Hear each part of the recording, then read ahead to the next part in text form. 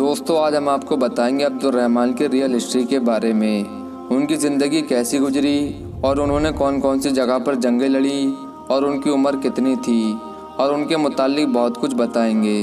तो दोस्तों वीडियो शुरू करने से पहले चैनल को सब्सक्राइब करें और साथ ही बेल आइकन को भी दबा दें और वीडियो को लाइक करें।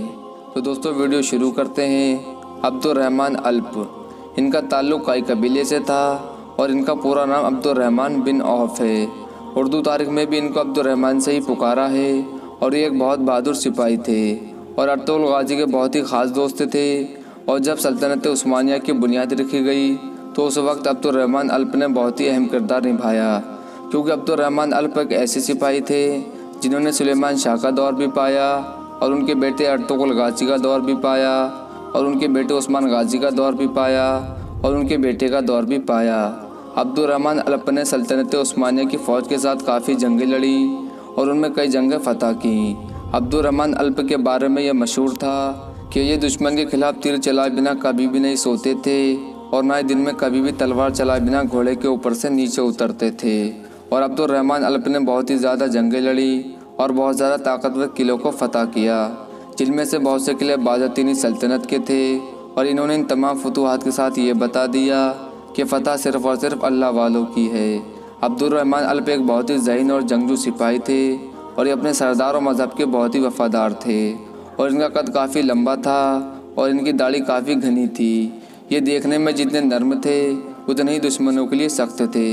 अब्दुर्रहमान अल्प के बारे में कहा जाता है कि इनके अखलाक और नज़रिए से मुतासिर होकर बाज़तीनी सल्तनत के इलाकों में रहने वाले काफ़ी लोगों ने इस्लाम कबूल किया था। और ये अर्तुगरुल गाजी के बेटे उस्मान गाजी के साथ काफ़ी दिनों तक लड़ते रहे थे और उस्मान गाजी के दौर में काफ़ी बार सिपाहियों की सिपा सालारी भी की। और आपको ये भी बता दें कि जब उस्मान गाजी ने अपने चाचा का कत्ल किया क्योंकि उनके चाचा ने उनको धोखा दिया था, तो उस वक्त भी अब्दुर्रहमान अल्प उस्मान गाजी के साथ हाजिर थे। सुलेमान शाह यानी उस्मान गाजी के दादा अर्तुगरुल गाजी के जो वालिद हैं, उनकी ज़िंदगी के आखिरी दिनों में भी अब्दुर्रहमान अल्प ने उनकी खिदमतों को अंजाम दिया था। अब्दुर्रहमान अल्प के अजीम कारनामों में अहम कारनामा हैबडोब जैसे मशहूर और मजबूत किले को फतह हासिल करना था, जो कि बहुत मुश्किल काम था क्योंकि यह किला बाज़तीनियों का सबसे अहम और सबसे मजबूत गढ़ था। कुछ इतिहासकारों के नज़दीक इस किले की कहानी एक मोहब्बत से ताल्लुक़ रखती है, जो कहानी कुछ इस तरह है। महल के मकान मालिक की लड़की ने अपने सपने में देखा था कि एक शख्स ने उसको गड्ढे में गिरने से बचा लिया था और वो शख्स बहुत ही खूबसूरत था, जिसकी वजह से उसको उस शख्स से मोहब्बत हो गई थी।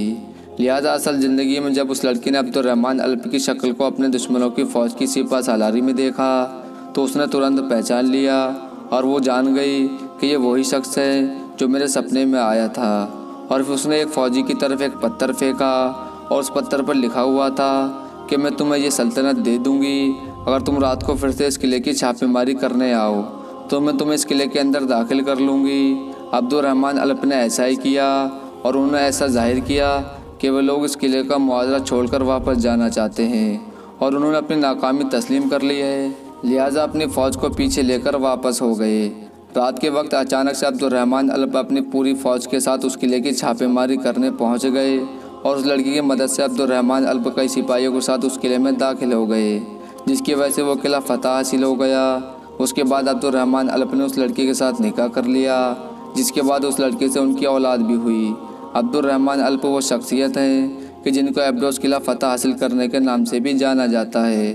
और यही एक ऐसे सिपाही थे कि जिसने सुलेमान शाह और अर्तुगरुल गाजी और उस्मान गाजी और उरहान गाजी इन सब का ज़माना पाया।